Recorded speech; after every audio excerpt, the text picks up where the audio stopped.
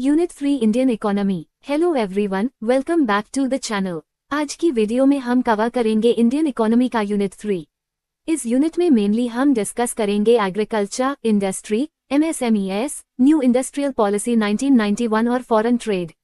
So let's start with our first topic, role of agriculture in the Indian economy. सबसे पहले बात करते हैं इंडियन इकोनॉमी में एग्रीकल्चर के रोल की। एग्रीकल्चर इंडियन इकोनॉमी का एक वेरी इंपॉर्टेंट सेक्टर है। इंडिया में एग्रीकल्चर का मेन रोल है एम्प्लॉयमेंट प्रोवाइड करना और रूरल पॉपुलेशन को लाइवलीहुड देना। एग्रीकल्चर सिर्फ फूड प्रोडक्शन तक लिमिटेड नहीं है, ये इंडस्ट्रीज को भी रॉ मटेरियल्स प्रोवाइड करता है। For example, cotton textile industry के लिए कॉटन, शुगर इंडस्ट्री के लिए शुगरकेन और फूड प्रोसेसिंग इंडस्ट्रीज के लिए एग्रीकल्चरल प्रोडक्ट्स रॉ मटेरियल का काम करते हैं। एग्रीकल्चर कंट्री की फूड सिक्योरिटी मेंटेन करने में भी इंपॉर्टेंट रोल प्ले करता है। इसके अलावा एग्रीकल्चर से एग्रीकल्चरल प्रोडक्ट्स का एक्सपोर्ट भी होता है, जिससे कंट्री को फॉरेन एक्सचेंज अर्न होता है। सो शॉर्ट में याद रखिए, agriculture provides employment, food security, raw materials, foreign exchange and support to rural development. Topic 2, trend of agriculture share in GDP. ए फ्लैट बात करते हैं एग्रीकल्चर के जीडीपी में शेयर की। इंडिपेंडेंस के time Indian economy largely agriculture based थी, इसलिए नेशनल इनकम में एग्रीकल्चर का शेयर काफी हाई था। लेकिन टाइम के साथ इंडिया में इंडस्ट्री और सर्विसेज सेक्टर डेवलप हुए और उनकी ग्रोथ एग्रीकल्चर से कंपैरेटिवली फास्टर रही। इस वजह से जीडीपी में एग्रीकल्चर का परसेंटेज शेयर ग्रेजुअली डिक्लाइन हुआ। लेकिन इसका मतलब ये नहीं है कि एग्रीकल्चर की इंपॉर्टेंस कम हो गई। एग्रीकल्चर अभी भी एम्प्लॉयमेंट, फूड सिक्योरिटी और रूरल डेवलपमेंट के लिए एक्सट्रीमली इंपॉर्टेंट है। सो एग्जाम में एक इंपॉर्टेंट लाइन याद रखिए, agriculture's share in GDP has declined, but its importance for employment and food security remains high. Topic 3, Agricultural Policies and Performance. A flat हम बात करते हैं एग्रीकल्चरल पॉलिसीज की। गवर्नमेंट ने एग्रीकल्चर को डेवलप करने के लिए डिफरेंट पॉलिसीज और प्रोग्राम्स इंट्रोड्यूस किए हैं। इनमें इंपॉर्टेंट हैं land reforms, green revolution, irrigation development, fertiliser subsidies, minimum support price यानी MSP, इंस्टीट्यूशनल क्रेडिट और क्रॉप इंश्योरेंस। ग्रीन रेवोल्यूशन ने इंडिया में फूड ग्रेन प्रोडक्शन बढ़ाने में इंपॉर्टेंट रोल प्ले किया। Irrigation facilities, improved seeds, fertiliser और modern technology ने agricultural productivity को इंप्रूव करने में हेल्प की। इन पॉलिसीज की वजह से इंडिया की फूड सिक्योरिटी इंप्रूव हुई और फूड ग्रेन प्रोडक्शन में सिग्निफिकेंट इंक्रीज हुआ। लेकिन एग्रीकल्चर के सामने अभी भी कुछ प्रॉब्लम्स हैं, जैसे small land holdings, monsoon dependence और कुछ एरियाज में low productivity. Topic 4, role of industry in the Indian economy. ए फ्लैट आते हैं इंडस्ट्री के रोल पर। इंडस्ट्री इंडियन इकोनॉमी में जीडीपी और इकोनॉमिक ग्रोथ को इंक्रीज करने में इंपॉर्टेंट रोल प्ले करती है। इंडस्ट्री एम्प्लॉयमेंट अपॉर्चुनिटीज क्रिएट करती है और डिफरेंट टाइप्स के कंज्यूमर गुड्स और कैपिटल गुड्स प्रोड्यूस करती है। इंडस्ट्री एग्रीकल्चर से रॉ मटेरियल्स लेती है। For example, cotton industry agriculture से कॉटन लेती है। इंडस्ट्रियल डेवलपमेंट से अर्बनाइजेशन, इंफ्रास्ट्रक्चर डेवलपमेंट और इन्वेस्टमेंट को भी बूस्ट मिलता है। मैन्युफैक्चर्ड प्रोडक्ट्स के एक्सपोर्ट से कंट्री को फॉरेन एक्सचेंज भी अर्न होता है। इसलिए इंडस्ट्री इकोनॉमिक डेवलपमेंट का एक इंपॉर्टेंट पार्ट है। सिंपल वर्ड्स में, industry helps in economic growth, employment, production, exports and structural transformation. Topic 5, trend of industries share in GDP. ए फ्लैट बात करते हैं इंडस्ट्री के जीडीपी में शेयर की। इंडिपेंडेंस के बाद इंडिया में इंडस्ट्रियल सेक्टर को डेवलप करने पर काफी फोकस किया गया। टाइम के साथ इंडस्ट्री का कंट्रीब्यूशन इंक्रीज हुआ, लेकिन इंडिया में इंडस्ट्रियल ग्रोथ एक्सपेक्टेड लेवल पर कंटिन्यूअसली इंक्रीज नहीं हो पाई। 1991 के इकोनॉमिक रिफॉर्म्स के बाद प्राइवेट सेक्टर और फॉरेन इन्वेस्टमेंट को ग्रेटर रोल मिला। इंडस्ट्रियल ग्रोथ को इन्फ्लुएंस करने वाले इंपॉर्टेंट फैक्टर्स हैं infrastructure, investment, technology, availability of finance and market demand.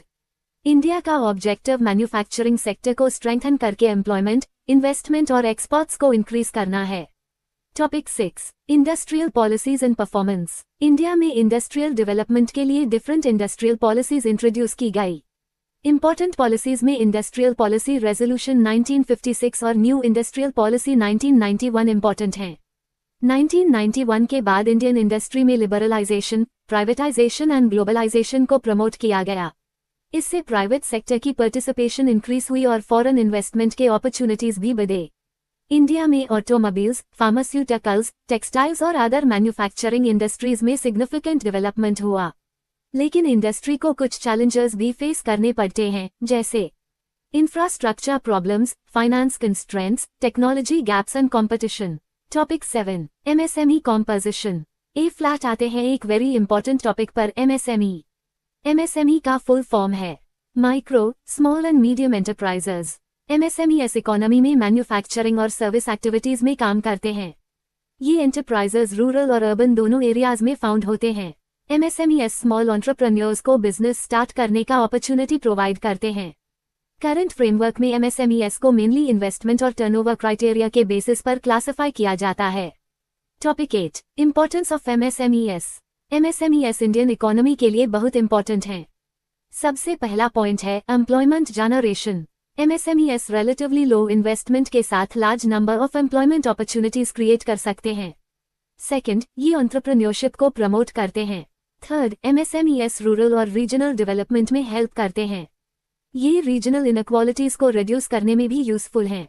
एमएसएमईएस large industries को गुड्स और सर्विसेज सप्लाई करते हैं। इसके अलावा ये एक्सपोर्ट्स, इनोवेशन और लोकल प्रोडक्शन को भी सपोर्ट करते हैं। So remember, MSMEs are important for employment, entrepreneurship, exports and balanced regional development. Topic 9, Major problems faced by MSMEs. A flat बात करते हैं MSMEs की major problems की। First problem है lack of finance. Small businesses को affordable credit easily नहीं मिल पाता। Second है technological problems. कुछ MSMEs के पास modern technology और machinery की shortage होती है। थर्ड है मार्केटिंग प्रॉब्लम्स। स्मॉल एंटरप्राइजेस को लार्ज मार्केट्स तक रीच करने में डिफिकल्टी होती है। फोर्थ है इंफ्रास्ट्रक्चर प्रॉब्लम्स, जैसे इलेक्ट्रिसिटी, ट्रांसपोर्ट और कनेक्टिविटी। फिफ्थ है कंपटीशन। एमएसएमईएस को लार्ज डोमेस्टिक और फॉरेन कंपनीज से कंपटीशन फेस करना पड़ता है। इसके अलावा स्किल शॉर्टेज और डिलेड पेमेंट्स भी इंपॉर्टेंट प्रॉब्लम्स हैं। Topic 10, new industrial policy 1991। ए फ्लैट आता है यूनिट 3 का one of the most important topics, new industrial policy 1991। 1991 में इंडिया ने मेजर इकोनॉमिक रिफॉर्म्स इंट्रोड्यूस किए। न्यू इंडस्ट्रियल पॉलिसी का मेन ऑब्जेक्टिव था इंडियन इंडस्ट्री को more efficient, competitive and market oriented बनाना। इस पॉलिसी के इंपॉर्टेंट फीचर्स थे इंडस्ट्रियल लाइसेंसिंग में रिडक्शन, प्राइवेट सेक्टर को ग्रेटर रोल, फॉरेन इन्वेस्टमेंट को एनकरेज करना, डिसइन्वेस्टमेंट और लिबरलाइजेशन। पहला इंपॉर्टेंट पॉइंट है इंडस्ट्रियल लाइसेंसिंग। मोस्ट इंडस्ट्रीज के लिए इंडस्ट्रियल लाइसेंसिंग रिक्वायरमेंट्स को लार्जली रिड्यूस या अबॉलिश किया गया, एक्सेप्ट सेलेक्टेड इंडस्ट्रीज। सेकंड है public sector reforms. Many industries में पब्लिक सेक्टर के एक्सक्लूसिव रोल को रिड्यूस किया गया। थर्ड है private sector promotion. Private sector को ग्रेटर अपॉर्चुनिटीज दी गई। फोर्थ है फॉरेन इन्वेस्टमेंट। फॉरेन इन्वेस्टमेंट को एनकरेज किया गया। फिफ्थ है डिसइन्वेस्टमेंट। गवर्नमेंट ने सेलेक्टेड पब्लिक सेक्टर एंटरप्राइजेज में अपनी ओनरशिप रिड्यूस करने की डायरेक्शन में स्टेप्स लिए। ओवरऑल 1991 पॉलिसी ने इंडियन इकोनॉमी को लिबरलाइजेशन एंड ग्रेटर कंपटीशन की डायरेक्शन में मूव किया। एग्जाम के लिए एक line, new industrial policy 1991 aimed at liberalisation, privatisation, greater competition, foreign investment and industrial efficiency. Topic 11, composition of India's foreign trade. ए फ्लैट हम बात करते हैं इंडियाज फॉरेन ट्रेड की। फॉरेन ट्रेड का सिंपल मीनिंग है डिफरेंट कंट्रीज के बीच गुड्स एंड सर्विसेज का एक्सचेंज। इंडिया के मेजर एक्सपोर्ट्स में इंक्लूड होते हैं engineering goods, petroleum products, pharmaceuticals, textiles and garments, chemicals, gems and jewellery, agricultural and marine products. और इंपोर्ट्स में इंपॉर्टेंट आइटम्स हैं crude petroleum, gold, electronic goods, machinery, chemicals and coal. So simple way में India different types के manufactured goods, services and other products export करता है, while energy products, machinery और several other goods import करता है। Topic 12, direction of India's foreign trade. Direction of foreign trade का meaning है India किन कंट्रीज और रीजन्स के साथ ट्रेड करता है। इंडिया के इंपॉर्टेंट ट्रेडिंग पार्टनर्स और रीजन्स में इंक्लूड हैं United states, European union, United Arab Emirates, China, Saudi Arabia, Russia and other Asian and African countries. India की ट्रेड डायरेक्शन टाइम के साथ चेंज होती रहती है।